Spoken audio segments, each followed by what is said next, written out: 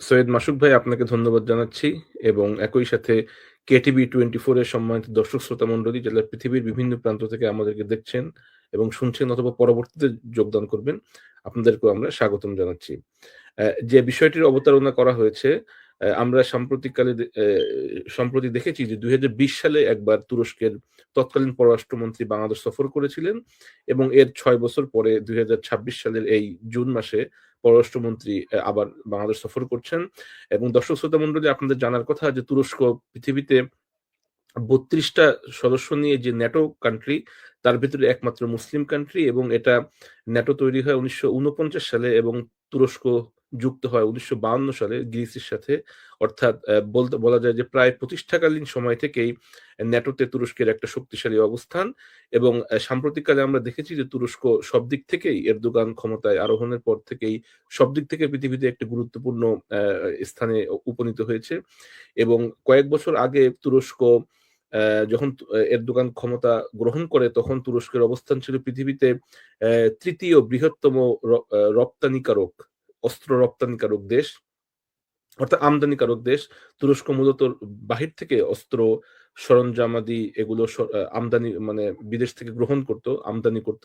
কিন্তু বর্তমানে দেখা যাচ্ছে যে পৃথিবীতে ১৪তম রপ্তানিকারক দেশ তুরস্ক। অর্থাৎ যারা অস্ত্র তৈরি করে এবং অন্যান্য দেশের কাছে বিক্রি করে, সেই তালিকার দেশগুলোতে তুরস্কের অবস্থান হচ্ছে ১৪তম এবং তারা চেষ্টা করছে যে টপ ৫ কান্ট্রিতে আসার জন্য। অর্থাৎ অস্ত্র যারা সরবরাহ করে, আমরা জানি যে পৃথিবীতে বেশ কয়েকটা গুরুত্বপূর্ণ বিষয় আছে হাতে গোনা, যার মাধ্যমে মূলত অর্থনৈতিক সূচক এটা পরিবর্তিত হয়ে থাকে। তার ভিতরে অস্ত্র বিক্রি এটা একটা গুরুত্বপূর্ণ মাধ্যম। এর মাধ্যমে রাষ্ট্রগুলো একই সাথে যেভাবে তাদের অর্থনৈতিক সমৃদ্ধি গ্রহণ করে থাকে, একইভাবে তারা এর মাধ্যমে তাদের শক্তি বৃদ্ধি এবং শক্তি প্রদর্শন করে থাকে। তো আমরা বিগত কিছু বছর থেকে আমরা দেখছিলাম যে তুরস্কের সাথে বাংলাদেশের বিভিন্ন ধরনের দ্বিপাক্ষিক যে সম্পর্ক সেটা বৃদ্ধি পাচ্ছিল এবং তুরস্কের পক্ষ থেকেও অস্ত্র অথবা সরঞ্জামাদি অথবা সামরিক যে যোগাযোগ বা সম্পর্ক, এইটা বৃদ্ধি করার জন্য ২ পক্ষের ভিতরেই আগ্রহ, যোগাযোগ, দ্বিপাক্ষিক আলোচনা এটা আমরা লক্ষ্য করছিলাম।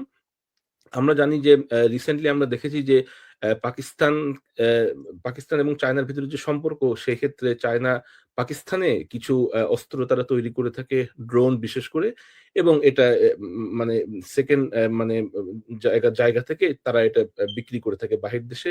সেরকম একটা ব্যবস্থাপনা, অর্থাৎ তুরস্কের ড্রোন অথবা অন্যান্য সামরিক সরঞ্জামাদি সেটা বাংলাদেশেও প্রস্তুত হতে পারে এবং এখান থেকে সেটা বাহিরের অন্য কোনো দেশে সেটা রপ্তানি হতে পারে। এমনও একটা বিষয় আলোচনা হয়েছে। তবে এবং এবং এবং সাথে আমরা নিজেরাও তো ব্যবহারের জন্য আমাদেরও প্রয়োজন, যেহেতু জি, আমাদের চিরশত্রু, আমাদের জনম শত্রু ভারত আমাদের চতুর্দিকে। তো যার কারণে তুরস্কের এই ড্রোন বানানোর ফ্যাক্টরিটি যদি আমাদের দেশে হয়, তাহলে তো অটোমেটিকলি পাশের দেশগুলা ভয় পাবে যে এখানে তো তারা উৎপাদনই করতেছে তুরস্কর প্রযুক্তিতে বাংলাদেশ। জি, জি, জি, আপনি কি মনে করেন এটা? জি, সৈয়দ মানে মাসুদ ভাই, আপনার আমাদের নিজেদের সিকিউরিটিটা, সেফটিটা তো বেড়ে যাচ্ছে। জি, মাসুদ ভাই, আপনার কথার সাথে আমি সম্পূর্ণ একমত এবং দর্শক শ্রোতা মণ্ডলীরও জানার কথা যে পৃথিবীতে বাংলাদেশ একমাত্র মুসলিম দেশ যার প্রতিবেশী কোনো মুসলিম রাষ্ট্র না। অর্থাৎ আমরা ৩ দিক থেকে অ্যা ভারত কর্তৃক পরিবেষ্টিত এবং ভারত এমন একটা দেশ, অর্থাৎ তাদের কূটনীতি, তাদের পররাষ্ট্রনীতি এমন, এটা যে সরকারের আমলেই হোক, এটা বন্ধুত্বের প্রশ্নে উত্তীর্ণ নয়। অর্থাৎ অপর একটি বা প্রতিবেশী রাষ্ট্রকে বন্ধু হিসেবে গ্রহণ করার জন্য যে আচরণ একটা রাষ্ট্র প্রত্যাশা করে, বাংলাদেশ তেমন আচরণ এর স্বাধীন হওয়ার পর থেকে পেয়ে আসেনি। হয়তো কোনো সরকারের আমলে সম্পর্ক একটু স্বাভাবিক ছিল অথবা উত্তেজনা কম ছিল। কিন্তু কোনো সরকারের আমলেই এই ৫৪ বছরে বাংলাদেশ দেখেনি যে প্রতিবেশী রাষ্ট্রের পক্ষ থেকে আমাদের সাথে বন্ধুত্বপূর্ণ আচরণ করা হয়েছে। এই ক্ষেত্রে আপনি যে বিষয়টা উল্লেখ করলেন, অবশ্যই বাংলাদেশ নিজে সামরিক শক্তির দিক থেকে স্বয়ংসম্পূর্ণ হওয়া অথবা সামরিক শক্তি বৃদ্ধি করার জন্যও আমাদের এই ড্রোন অথবা তুরস্কের সাথে যে সামরিক সম্পর্ক, এটা বৃদ্ধি করা খুবই প্রয়োজন এবং এই ক্ষেত্রে বর্তমান যে সফর হচ্ছে এটাও খুবই তাৎপর্যবহ। এবং ইতিমধ্যে আমরা দেখেছি যে তুরস্কের যে প্রেসিডেন্ট এরদোগান, যিনি পৃথিবীতে অন্যতম একটা প্রভাবশালী নেতা বর্তমানে। আমরা যদি পৃথিবীতে ৫ জন রাষ্ট্রপ্রধান যারা খুবই গুরুত্বপূর্ণ এমন কনসিডার করি, তো এর ভিতরে এরদোগান তার ভিতরে অন্যতম নিঃসন্দেহে। কোনো সন্দেহ অবতারণা করেছিলাম। সেটা হচ্ছে যে আমরা জানি বাংলাদেশ পৃথিবীর একমাত্র মুসলিম দেশ যার প্রতিবেশী কোনো মুসলিম দেশ নয়। আমরা ৩ দিক থেকে ভারত কর্তৃক পরিবেষ্টিত এবং আরেকদিকে বঙ্গোপসাগর এবং এর পরবর্তীতে রয়েছে মিয়ানমার। অর্থাৎ মুসলিম কোনো দেশের সাথে আমাদের বর্ডার নেই। সেই ক্ষেত্রে আমাদের নিরাপত্তা অ্যা অ্যা অ্যা এত বিশাল জনগোষ্ঠী যার প্রায় ৯০-৯২% মুসলিম। তো কোনো অবস্থাতে যদি আমরা আক্রান্ত হই অন্য কোনো রাষ্ট্র কর্তৃক, সেক্ষেত্রে আমাদের করিডোর ক্রস করে অথবা আমাদের বর্ডার ক্রস করে অন্য ৩য় বা ৪র্থ কোনো রাষ্ট্রে যাওয়ার তেমন কোনো সম্ভাবনা আমাদের নেই। সেই ক্ষেত্রে সামরিক শক্তি বৃদ্ধি করা এটা বাংলাদেশের জাতীয় নিরাপত্তার স্বার্থে খুবই গুরুত্বপূর্ণ একটা বিষয়। এবং একই সাথে বাংলাদেশ সেনাবাহিনী আমরা দেখে থাকি যে পিস কিপিং মিশন ইউএন এর সেইখানে আমাদের সেনাবাহিনী সামরিক কর্মকর্তারা সবসময় খুব দক্ষতা, সাহসিকতার পরিচয় দিয়ে থাকে। সেই ক্ষেত্রে তুরস্কের সাথে যদি আমাদের সামরিক যোগাযোগ অথবা সামরিক চুক্তি অথবা সামরিক আদান-প্রদান এটা যদি বৃদ্ধি পায়, সেটা অবশ্যই উপমহাদেশের যে বাস্তবতা, শক্তির যে ভারসাম্য, সেইখানে কিছুটা ভারসাম্য রক্ষা করা যাবে। কারণ আমরা জানি যে উপমহাদেশ এই সাবকন্টিনেন্ট যেখানে ৮ টা রাষ্ট্র, যেখানে একসময় সার্ক খুবই গুরুত্বপূর্ণ একটা মাধ্যম ছিল। কিন্তু ভারতের মরলি পড়ার কারণে, তাদের দাদাগিরির কারণে এই সার্ক এখন প্রায় অকার্যকর হয়ে গিয়েছে। সুতরাং এইখানে ক্ষমতার যে ভারসাম্য, এইটা রক্ষা করা খুবই প্রয়োজন। সেই ক্ষেত্রে বাংলাদেশ যদি সাউথ এশিয়ার যে রাষ্ট্রগুলো আছে এর বাহিরে অন্যান্য যে রাষ্ট্রগুলো আছে, বিশেষ করে তুরস্কের সাথে যদি সামরিক যোগাযোগ বৃদ্ধি করে, সেটা উপমহাদেশের যে ক্ষমতার ভারসাম্য, সেই ক্ষেত্রে একটা গুরুত্বপূর্ণ বিষয় হবে। আরেকটা বিষয় হচ্ছে যে এই সার্কের যে ৮ টা রাষ্ট্র, এখানে বেশ কয়েকটা মুসলিম প্রধান রাষ্ট্র আছে। বাংলাদেশ, পাকিস্তান, আফগানিস্তান, মালদ্বীপ। এই যে রাষ্ট্রগুলো আছে, আমাদের এদের ভিতরেও সামরিক যোগাযোগ অথবা সক্ষমতা, এই যোগাযোগগুলো বৃদ্ধি করা প্রয়োজন। যার কারণে সার্ককে যেন পর্যায়ক্রমে একটা শক্তিশালী রিজিওনাল ফোরাম হিসেবে এস্টাবলিশ করা যায়। তাহলে এককেন্দ্রিক যে ক্ষমতা প্রদর্শন বা শক্তি প্রদর্শন, কিছুদিন আগেই আমরা লক্ষ্য করেছি যে পাকিস্তান এবং ইন্ডিয়া তাদের ভিতরেই যে যুদ্ধের একটা যুদ্ধাঙ্গ মনোভাব ছিল বা প্রদর্শন ছিল, এবং ২ টা রাষ্ট্রই হচ্ছে নিউক্লিয়ার পাওয়ার সমৃদ্ধ। সেই কারণে এই এলাকাটা সবসময় খুবই গুরুত্বপূর্ণ। এবং আমরা জানি যে সবসময় মার্কিন প্রেসিডেন্ট অথবা মার্কিন তারা ক্ষমতার কেন্দ্রবিন্দুতে থাকে এবং তাদের সবসময় ফোকাস থাকে যে উপমহাদেশের এই যে ২ টা রাষ্ট্র পাকিস্তান এবং ইন্ডিয়া, এদের ভিতরে যেন উত্তেজনা কখনো যুদ্ধের মতো পর্যায়ে না যায়। সেই ক্ষেত্রে বাংলাদেশ যদি সামরিক দিক থেকে একটা শক্তিশালী রাষ্ট্র হয়, তখন ক্ষমতার ব্যালেন্স করার জন্য বাংলাদেশকেও বিশ্বের মোড়লদের চোখে সম্মানের সাথে দেখা হবে এবং আমাদের জন্য এটা গুরুত্বপূর্ণ। ১ম একটা বিষয় আমি অ্যাড্রেস করতে চাই। আমাদের এক দর্শক হয়তো একটা মন্তব্য করেছেন ভারতের বর্তমান যে প্রধানমন্ত্রী ওনাকে নিয়ে। আমাদের এটা মনে রাখার কথা এবং এটা কখনোই আমাদের স্মৃতি থেকে চলে যাওয়ার কথা না যে বর্তমান যে ভারতের প্রধানমন্ত্রী তিনি কিন্তু একজন স্বঘোষিত তিনি একজন হত্যাকারী। এবং ২০০২ সালে গুজরাটে যিনি তখন তিনি সেখানকার গুজরাটের কসাই মুদি ক্ষেত পরিচিত। এবং সেখানে তার নেতৃত্বে, তার উস্কানিতে, তার সহযোগিতায় রিপোর্টেড ৫,০০০ আর আনরিপোর্টেড আরো অনেক মানুষ তাদেরকে পুড়িয়ে মারা হয়, ট্রেনে আগুন দেওয়া হয়। এবং এর পরিপ্রেক্ষিতে উনি প্রাইম মিনিস্টার হওয়ার আগ পর্যন্ত আমেরিকাতে উনি নিষিদ্ধ ছিলেন, উনার ঢোকা সেখানে নিষিদ্ধ ছিল। সুতরাং যদিও উনি এখন প্রধানমন্ত্রী, কিন্তু আমাদেরকে যখন মানবাধিকার লঙ্ঘনকারী কোনো ব্যক্তি তিনি যতই ক্ষমতাধর হোক না কেন, তিনি যতই মিডিয়াতে অ্যাটেনশন পান না কেন, এই বিষয়টা একজন ব্যক্তি হিসেবে এবং আমরা যারা কনসার্ন সিটিজেন আমাদের পক্ষ থেকে ব্যক্তিগতভাবে সামষ্টিকভাবে এই আওয়াজগুলো আমাদের সমাজে জারি রাখতে হবে।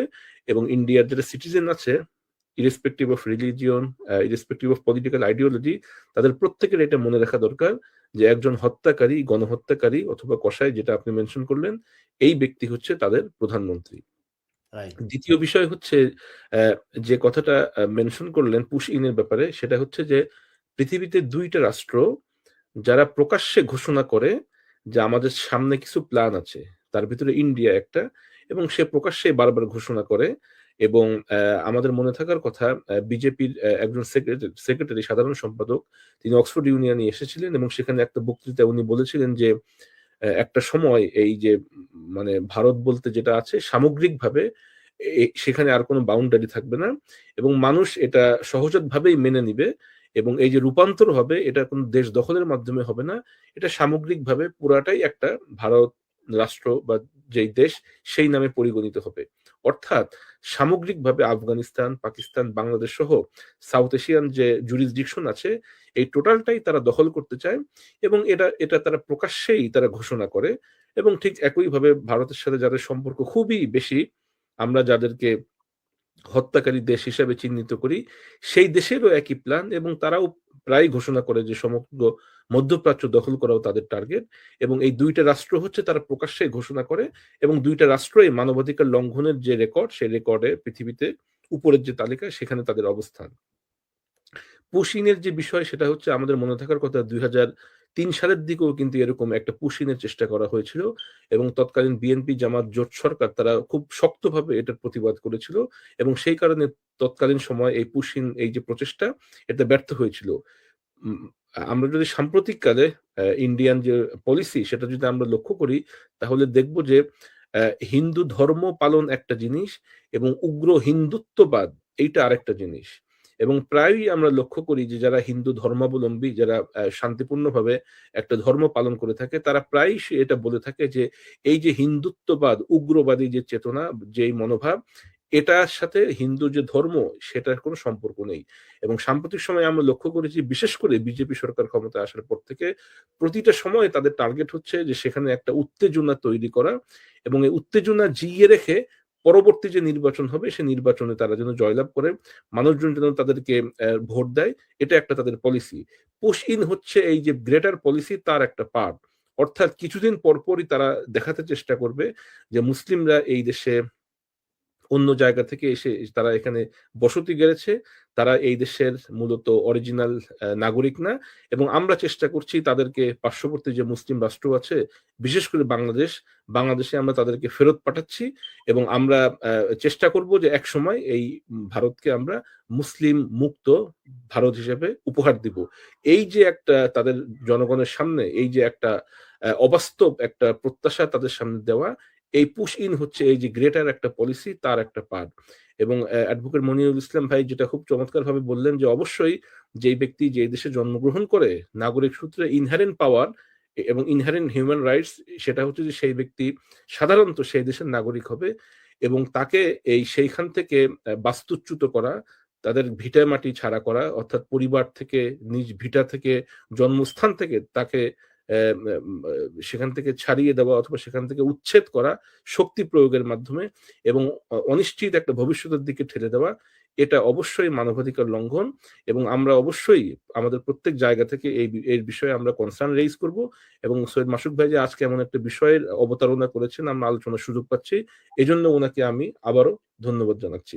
সর্বশেষ জি, আরেকটা যে বিষয় সংক্ষেপে যদি বলি যে ইউএন জেনারেল অ্যাসেম্বলি যেটা সামনে হবে সেপ্টেম্বরে সেখানে বাংলাদেশ সভাপতিত্ব করবে, এটা অবশ্যই আমাদের জন্য একটা গৌরবের বিষয়, মর্যাদার বিষয়। কিন্তু সাধারণত আমাদের জানার কথা যে ইউএন জেনারেল অ্যাসেম্বলিতে বিশ্বের দ্বিপাক্ষিক কোনো বিষয় তেমন কোনো সমাধান সেখানে হয় না। শুধুমাত্র যদি কোনো ইস্যু সিকিউরিটি কাউন্সিল যেখানে ৫ জন মাত্র স্থায়ী সদস্য সেইখানে যদি কোনো বিষয় যায় এবং সেটা যদি মানে আনঅ্যানিমাসলি কোনো ধরনের ভেটো বা কোনো ধরনের অপোজিশন ছাড়া যদি সেটা একদম ৫ জনই কোনো বিষয়ে যদি একমত হন সেই ক্ষেত্রে সেটা কার্যকর হয়ে থাকে। জেনারেল অ্যাসেম্বলিতে যদি কোনো কিছু পাশ হয় সেটার একটা মর্যাদা থাকে, তবে আইনগত তেমন কোনো ভিত্তি থাকে না আমার জানা মতে। আমিন ভাই অথবা মনিরুল ভাই হয়তো আমাকে কারেক্ট করতে পারেন। ধন্যবাদ।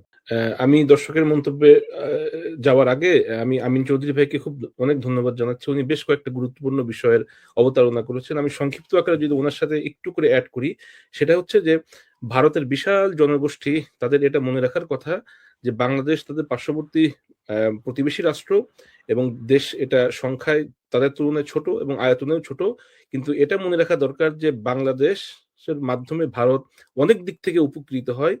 বিশেষ করে সীমান্তে তাদের যদি পাকিস্তানের সাথে তাদের সীমান্ত থাকতো তাহলে আরো বেশি সামরিক অথবা বর্ডারে তাদের আরো সেনাবাহিনী অথবা সৈন্য মোতায়েন করা লাগতো। সেই ক্ষেত্রে বাংলাদেশ হওয়ার ক্ষেত্রে তারা এখান থেকে অনেকটা ভালো পজিশনে আছে এবং বাণিজ্যিক ক্ষেত্রে এবং আরো অন্যান্য ক্ষেত্রে যে ইস্যুগুলো আছে যেটা আমিন ভাই চমৎকারভাবে উপস্থাপন করলেন, এইটা ইন্ডিয়া বড় রাষ্ট্র হওয়া সত্ত্বেও তাদের নাগরিকদের এটা মনে রাখা দরকার যে প্রতিবেশী বাংলাদেশকে তারা বিভিন্নভাবে তারা জুলুম করছে, তারা তাদের প্রতি ইনজাস্টিস করছে এবং বড় ভাই হিসেবে বড় ভাই স্বরূপ যে আচরণ অর্থাৎ ছোট ভাইয়ের প্রতি কিছুটা উদার যে মানসিকতা, সেই মানসিকতা তারা তাদের যে স্টেট পলিসি সেটা তারা প্রমাণ করতে বারবার ব্যর্থ হয় এবং এই ক্ষেত্রে ভারতের অবশ্যই নিজেদেরকে অনুশোচিত হওয়া দরকার এবং তাদের ভিতরে রাষ্ট্রীয় পলিসিতে এই অনুশোচনা বোধটা তাদের থাকা দরকার। দ্বিতীয় বিষয় যেটা আমিন ভাই মেনশন করলেন যে বাংলাদেশের এখনো পর্যন্ত ফরেন যে পলিসি সেটা হচ্ছে malice to none and friendship to all. এটা ঠিক আছে যে আমরা একটা উদার মধ্যমপন্থী মুসলিম দেশ হিসেবে পৃথিবীর সকল রাষ্ট্রের প্রতি আমরা উদার নৈতিক একটা মনোভাব পোষণ করি, ফ্রেন্ডশিপের হাত আমাদের সবসময় আমরা খোলা রাখি এবং আমরা কারোর প্রতি বিশেষভাবে বিদ্বেষ পোষণ করি না। এটা যেমন ঠিক ঠিক ঠিক একইভাবে আমাদের মনে রাখা দরকার যে প্রতিবেশী যে রাষ্ট্র অথবা বিভিন্ন সময় যারা আমাদেরকে আমাদের যে ক্রুশিয়াল সময়গুলো থাকে সেই সময় যারা আমাদেরকে সমর্থন করে না সেই রাষ্ট্রগুলোর যে আচরণ সেটাও আমাদের মনে রাখা দরকার। যার সর্বশেষ উদাহরণ হচ্ছে যেটা আমাদের সাম্প্রতিক সময় আমাদের পররাষ্ট্রমন্ত্রী উনি ইউএন জেনারেল অ্যাসেম্বলি যেটা 81তম এই সেপ্টেম্বরে হবে ওখানে উনি প্রেসিডেন্ট হিসেবে নির্বাচিত হয়েছেন এবং অত্যন্ত আমাদের কাছে আর আনফরচুনেট বিষয় হচ্ছে আমাদের প্রতিবেশী রাষ্ট্র ইন্ডিয়া তার ভোট কিন্তু আমাদের বিপক্ষে গিয়েছে।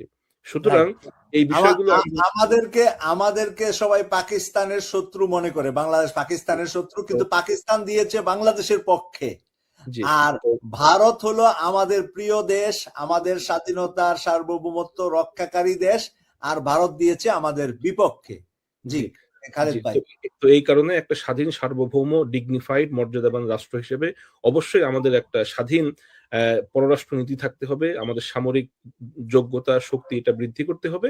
ঠিক একইভাবে বিভিন্ন সময় যারা আমাদেরকে সমর্থন করে না তাদের প্রতিও আমাদের একটা দৃষ্টি রাখতে হবে। তবে অবশ্যই ফ্রেন্ডশিপ টু অল এটা এই নীতিতে আমরা বিশ্বাস করি এবং এটা আমরা বজায় রাখবো। তৃতীয় যে বিষয় সেটা হচ্ছে যে 81তম ইউএন জেনারেল অ্যাসেম্বলিতে বাংলাদেশ যেটা সভাপতির দায়িত্ব পালন করবে এটা অবশ্যই রাষ্ট্র হিসেবে একটা মর্যাদার কর অবস্থা। তবে ঠিক একইভাবে বাংলাদেশ যেহেতু ওআইসি ভুক্ত একটি মুসলিম রাষ্ট্র, মুসলিম বিশ্বের যখন ক্রিটিক্যাল সিচুয়েশন হয়, যখন বিভিন্ন নেগোসিয়েশনের দরকার হয়, যেটা সম্প্রতিকালে পাকিস্তান দেখালো ইরান এবং আমেরিকার ভিতরে যে কূটনৈতিক মিডিয়েটর হিসেবে যে রোল প্লে করলো, বাংলাদেশ মুসলিম প্রধান দেশ হিসেবেও যেন মুসলিম বিশ্বে একটা আলাদা মর্যাদা তৈরি করতে পারে এবং সেই ক্ষেত্রে ইউএন জেনারেল অ্যাসেম্বলিতে যে সভাপতির দায়িত্ব এটা বাংলাদেশকে আরো গৌরবান্বিত করবে এবং মুসলিম রাষ্ট্র হিসেবে যেন বাংলাদেশ একটা আলাদা ফোকাস তৈরি করে, আলাদা যেন একটা বিষয় তার ভিতরে থাকে, সেটা আমি গণতান্ত্রিক যে সরকার নির্বাচিত হয়েছে তাদের প্রতি আমরা একটা আহ্বান জানাবো। চতুর্থ বিষয় যেটা আমিন ভাই চমৎকার ভাবে বললেন যে টার্কির সাথে যে সামরিক চুক্তি হচ্ছে এটা অত্যন্ত পজিটিভ একটা বিষয় এবং যেটা আমি এর আগে মেনশন করলাম যে উপমহাদেশের যে ক্ষমতার ভারসাম্য এই ভারসাম্য রক্ষা করার ক্ষেত্রে এবং একইভাবে এই যে আমাদের প্রতিবেশী যে রাষ্ট্র তাদের থেকে তারা যেন একচ্ছত্রভাবে আমাদের উপরে কর্তৃত্ব যেটা তারা চালিয়ে আসছে স্বাধীনতার পর থেকে বিভিন্ন সময়ে, এই ক্ষেত্রে যেন একটা ভারসাম্য তৈরি হয় এবং ইতিমধ্যে আমরা দেখেছি যে পাকিস্তানের সাথেও একটা আলোচনা চলছে যে তাদের সাথে আমরা বিভিন্ন বিষয়ে নেগোসিয়েশন করতে পারি, সম্পর্ক রক্ষা করে চলতে পারি এবং আমরা জানি যে বর্তমান বিশ্বে একা নীতি অথবা একলা নীতি চলো এই যে একটা নীতি, এই নীতির মাধ্যমে কোনো রাষ্ট্র স্বয়ংসম্পন্ন হতে পারে না। প্রতিটা রাষ্ট্রে অন্য একটা রাষ্ট্রের প্রতি তারা ডিপেন্ডেন্ট থাকে, বিভিন্ন কারণে একে অপরের সাথে একটা নেগোসিয়েশন থাকে, বিভিন্ন ধরনের negotiation, bilateral agreement, multilateral agreement এর মাধ্যমে মূলত রাষ্ট্রগুলো চলে। সেই ক্ষেত্রে বাংলাদেশ যেন এই সহযোগিতার হাত আরো বৃদ্ধি করে। পূর্ববর্তী ইন্টারিম সরকারের সময় আমরা লক্ষ্য করেছিলাম যে সেখানে একটা উদ্যোগ লক্ষ্য করা গিয়েছিল যে বাংলাদেশ যদি অন্যান্য যে রাষ্ট্রগুলো আছে তাদের সাথে যদি এবং যে ফোরামগুলো আছে লোকাল রিজিওনাল যে ফোরাম সেখানে যদি বাংলাদেশ যুক্ত হতে পারে তাহলে বাংলাদেশের মর্যাদা শক্তির ভারসাম্য সেটা আরো বৃদ্ধি পাবে। সেই ক্ষেত্রে তুরস্কের সাথে এই যে সামরিক যোগাযোগ এটা খুবই পজিটিভ একটা বিষয় এবং এটা যেন ফাইনালি সাকসেসফুল হয় সেটা আমরা আজকের অনুষ্ঠান থেকে প্রত্যাশা করি।